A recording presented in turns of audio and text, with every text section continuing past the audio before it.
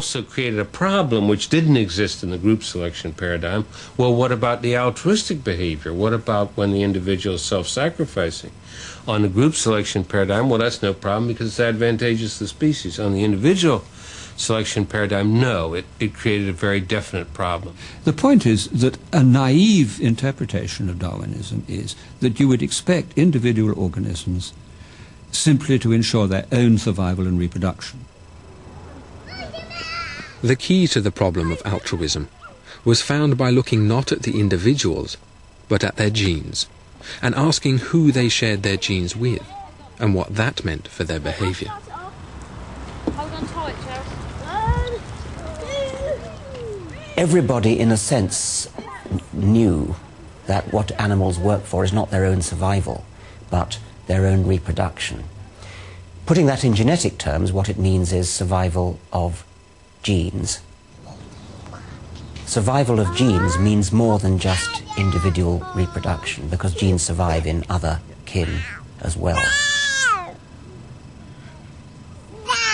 This was the idea of the selfish gene.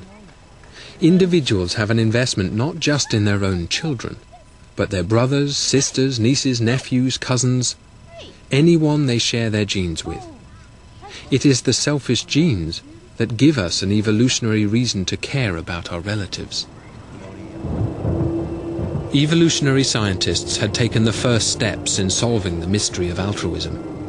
If they could do that, they began to wonder how much more of human behavior they could explain, and how much of a political storm their ideas would provoke. I could clearly see that the evolutionary logic led to some broad-scale implications for humans. And then I guess I felt like it would be nice if people didn't know for a few years that we were developing theory which applied to ourselves. But unfortunately, my good friend Ed Wilson let the cat out of the bag with his 1975 book on sociobiology. I was the fool that rushed in. I had a totally different perception, which was quickly corrected, of what the mood was among social theorists and social scientists and humanities scholars generally. All I did in that book was to show some of the obvious implications of all the studies that we had been doing with animal social behavior for biology-based studies of human social behavior. He wanted to start a row with the sociologists and the psychologists who were his colleagues, who really believed that the human mind was a kind of tabula rasa upon which experience could write what it liked. And Wilson quite rightly knew that was rubbish, that we're not a tabula rasa. We have all sorts of tendencies and structures in our mind which can't just be twisted any old which way. And Wilson wanted to start an argument with them. What he didn't know was that he was going to start a political argument. I don't think that Wilson had ever seen a real-life Marxist in his life, knowingly. And he suddenly found the whole of this sort of political crap sort of dropping on him. He didn't know it was going to happen.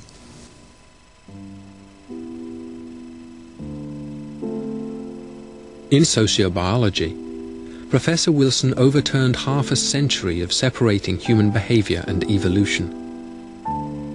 He declared in Chapter 1 that the same evolutionary principles and instincts that guided animal behavior had to underlie our behavior, our thoughts, even our culture. The question was, how?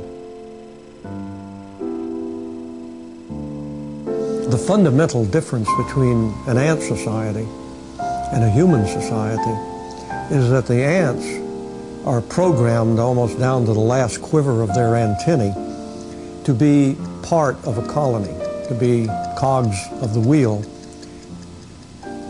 This is radically different from the mammalian plan. There, it is the individual and the individual close kin that count, not the society to which they belong.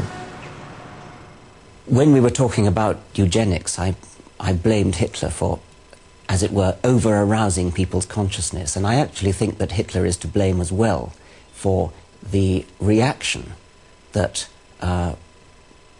came in when selfish genes and sociobiology were first being talked about. Because of Hitler and because of the social Darwinists, there was in the social sciences a kind of reflex horror of using the word gene in the same context, in the same sentence as human social behavior.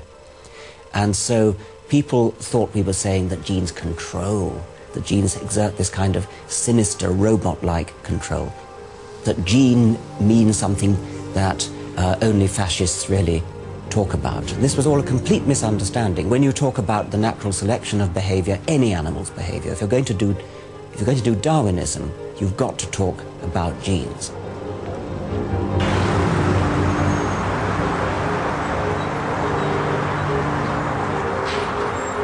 Wilson had been careful to concede that unlike ants we are not genetically determined and do have free will. But his critics still worried that behind his reasonable talk still lay a challenge to the idea that humans are ruled by culture, not by selfish genes. We today still have what I like to call the genetic leash on culture that is absolutely unique to the human species. When we speak of the genetic leash, we can't have in our minds correctly a single leash between all the genes and all of culture. There's a different length and kind of genetic leash for every category or subcategory of behavior, and it varies enormously from one to the next. Let me give several examples to make this point. The facial expressions, extremely short leash, genetically determined, universal across all humans as to whether we show sadness, the way we do it, sadness, happiness, surprise, and so on. We speak of language instinct, but what do we mean? We can see cultural evolution creating an immense array of variants among societies. Now we have an extremely long leash. To understand the connection between biology and culture in each category of cognition and human social behavior is crucial in order to really get a grasp of human nature and all of its consequences. Wilson had shown that it was not just the environment which shaped human behavior, but sociobiology had only solved the problem of cooperation between relatives. The next question was, why do people cooperate with strangers? Could social cooperation be evolved? Or is it something that culture has to impose upon an essentially selfish nature?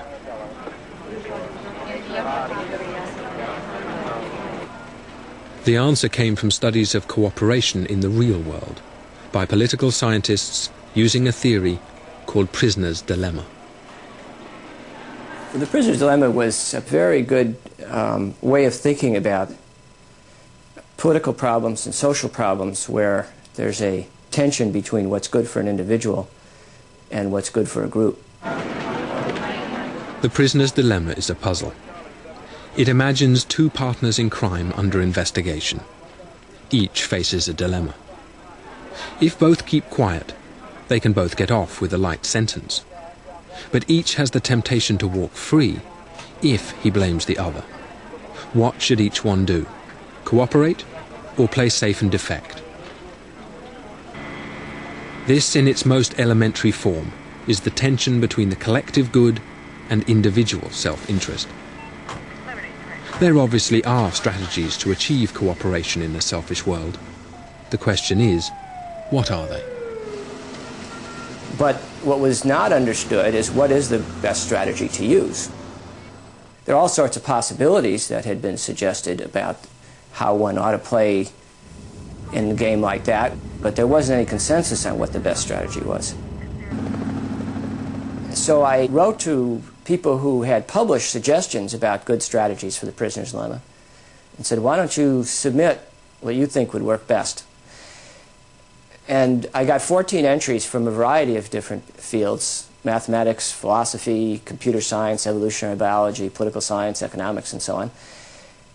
And when I ran them with each other, the one that did best was the simplest.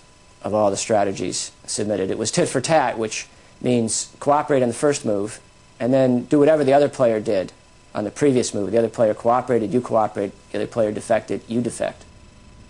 Axelrod had discovered a startlingly effective strategy for creating cooperation. The revelation was, it was so simple. If we could be instinctively selfish, then tit for tat showed that cooperation might just as easily be written into our genes. Well, it's Old Testament, you might say, an eye for an eye. And from that point of view, you might say it's discouraging. On the other hand, it is a way of sustaining cooperation among egoists, that even if everybody's out only for their own good, if they're in a prisoner's dilemma kind of situation, it is the way to encourage the other player to cooperate with you by making sure that there are consequences if they don't. The discovery of tit for tat and